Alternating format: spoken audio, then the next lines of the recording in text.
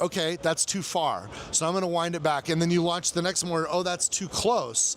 Now it's going to be between those 2 points. And the more times you can fire the mortar, the better you get at finding where the sweet spot is so you can hit the bullseye. And the truth is, on almost every variable in the general, like what Borderlands is and how the gameplay works and how the system works, we've experienced the extents. Not just the variables of game design, but also variables of tone and storytelling.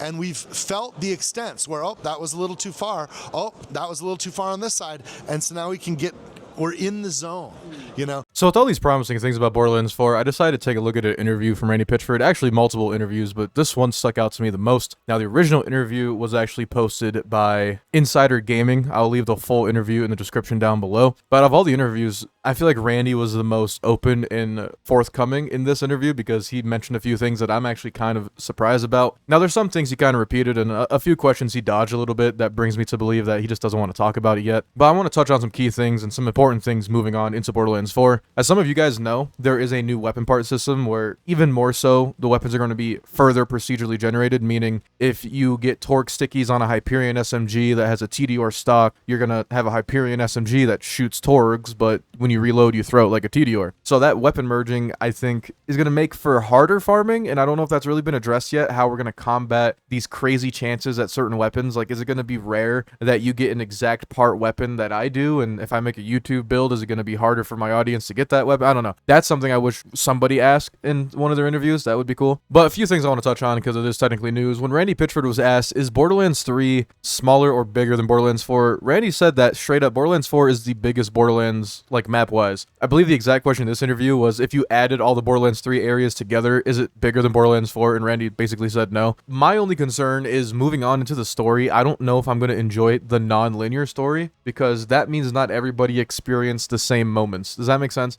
Unless the story beats are all main in the same fashion, we can't reminisce on those times where, like, remember in this part of the story when you're on this planet, but if everyone's story is technically different, are we going to still have that connection to the main story, or am I just stupid? Is it just kind of like a hidden, oh, we go to this planet, but everyone's doing the same missions on a different planet? And then going into build diversity, which is something I wanted to bring up, is build diversity was something I was majorly concerned about going into the game because I looked over everyone's skill trees, Harlowe, Rafa, I looked at everyone's skill trees, and sometimes the skill trees repeated themselves where like a similar ability was in a different tree at a different moment, like reload speed, and then another tree had get reload speed when you get a kill, which is technically a new skill, but it's technically the same thing. But that concerned me with build diversity because you don't know how things are going to go, but this is what Randy had to say about the whole build diversity topic, and I think it's pretty promising information. You and I could be playing the exact same character. We can both be playing, for example, the Siren Vex, and we could be playing with one of the skill trees that's about her Siren companion,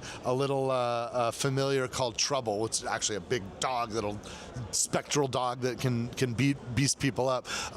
But we could both be playing with that spec, and because of our builds, have radically different looks and styles and gameplay because of the sophistication of the skill tree system in Borderlands 4. And that's just one aspect of the game. When we get into loot and guns and enemies and all of the other aspects of the game, it just starts to compound. The total scope of Borderlands 4, like when we think about the amount of people and the amount of time, it's more than twice what we put into Borderlands 3. Now, that statement towards the end there saying the amount of time put into the game is almost double Borderlands 3. But I hope people know going into Borderlands 4, I hope the DLC performs well, and he touches on this later into the video, and I'll talk about that a bit. But the DLC for Borderlands 3 was just, oh my gosh, it was terrible. I mean, the story was okay in some of them, but like the actual content per DLC was very bad and like a little bit of half-assed. But I hope Borderlands 4 is this hype factor that Randy's putting it out to be, because if it is, the amount of build diversity you could do with your builds, and like you said, the same exact tree, but different characters, even though you're the same Vault Hunter, your builds might be dramatically different based on how you spec, and that's how it should be. I hated that in Borderlands 3, like, if you were Flak or Zane, both of you would just have on-action skill and annoyance because Rack Attack and then Mantis Cannon were basically the same ability, just reskinned, you know what I mean? But it wasn't always like that. I think the fourth tree in Borderlands 3 was something I didn't like. I would have preferred DLC Vault Hunters, and the fact that they basically said there's going to be DLC Vault Hunters in Borderlands 4 as opposed to the trees makes me happy, because it's just more build diversity diversity. And if those DLC vault hunters also have their own big ass trees like these do, that we're setting ourselves up for a really good game. And you also may have heard a little birdie going around the community saying that it's basically going to be a lot harder in this game. Everything. It's going to be a harder Borderlands, more challenging, more difficult. And I just want to let you guys see what Randy Pitchford had to say on that topic. I don't know that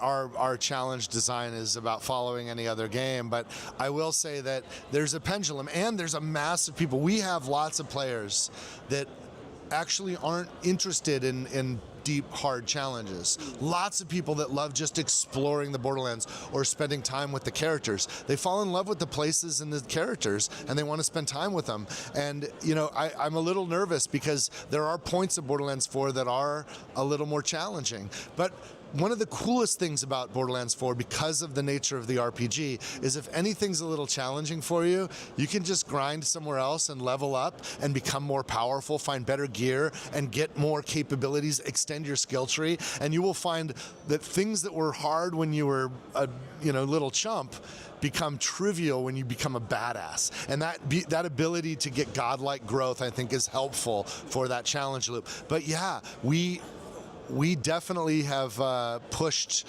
the challenge quite a lot, especially with bosses and boss fight mechanics and things that tend to be a part of an end game where folks want to, do a loop over and over again to find the best loot from it. We want that to remain stimulating and fun. And I think a lot of players are going to be surprised that the challenge has ramped up quite a bit.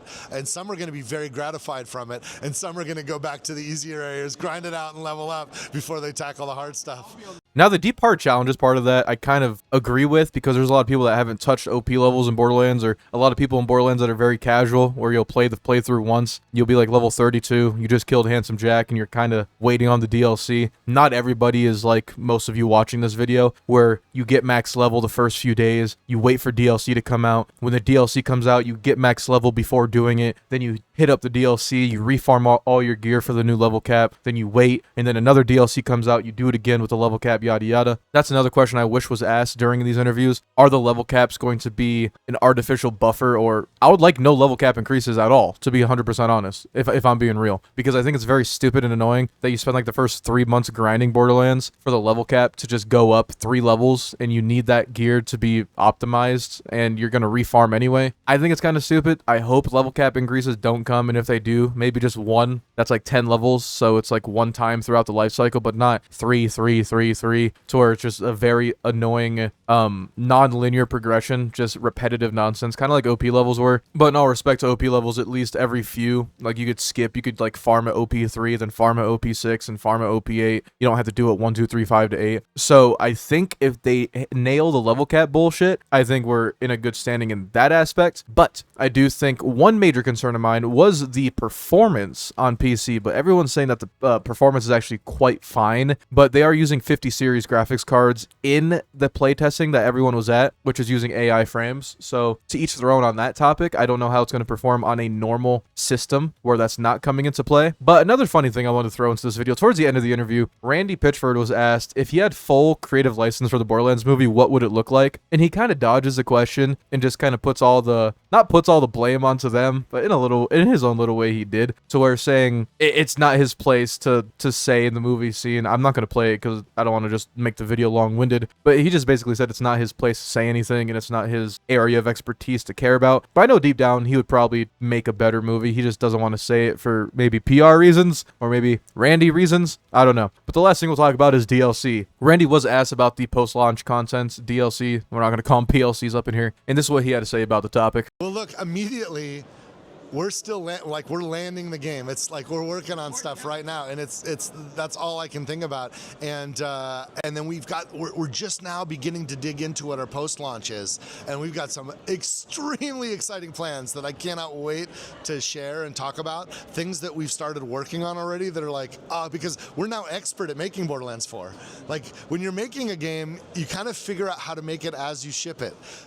That's one of the reasons why our post-launch content tends to be so good. But that is all I really want to share with you guys today. I want to break down that interview with Randy, get things rolling, let you guys stay up to date with some things. And I think this is just the important stuff for me. The DLC being what it is and the level of scale that the DLC is. He's hyping it up. I hope we have some good story beats. And another question I would ask Randy is there anything in Borderlands 4 that's going to make a Borderlands fan cry? And I know that sounds generic, it sounds stupid, but I want a moment in the story where I actually feel some sort of emotion. I don't know if it's just me, but the emotional factor in Borderlands is a huge thing for me, because when we felt Roland get shot, when we felt Bloodwing die, when we felt the end credit cut scene of the Tiny Tina DLC where she's talking about Roland in the statue, you know, all these moments in the Borderlands storyline where there was emotional moments, like Maya's funeral would have been another one of them, but unfortunately it wasn't. When we have those types of memorable things, it brings a connection to the story that a lot of narrativeness can't provide. Sometimes emotion is like the easiest way to form a bond with the story. So I'm hoping there's a moment or two where we're just like, damn, that happened. Or like, man, if Brick dies, oh man, bro, like they could do so much dark stuff with the theme that they're going with Borderlands 4 that I wouldn't be surprised if they just like gut punched us when it comes to any story beat. But I don't want to make the video too long-winded. If you want to stick around for my Borderlands 4 content, don't forget to subscribe. Make sure to like the video so it gets pushed out to more people, all that fun stuff. Leave a comment so it gets pushed out to even more people, because my channel's basically dead. I don't know. I fell off the face of the earth for a month and I'm paying the consequence. Anyway, you guys have a terrific day. Stay safe, and I will see you guys later.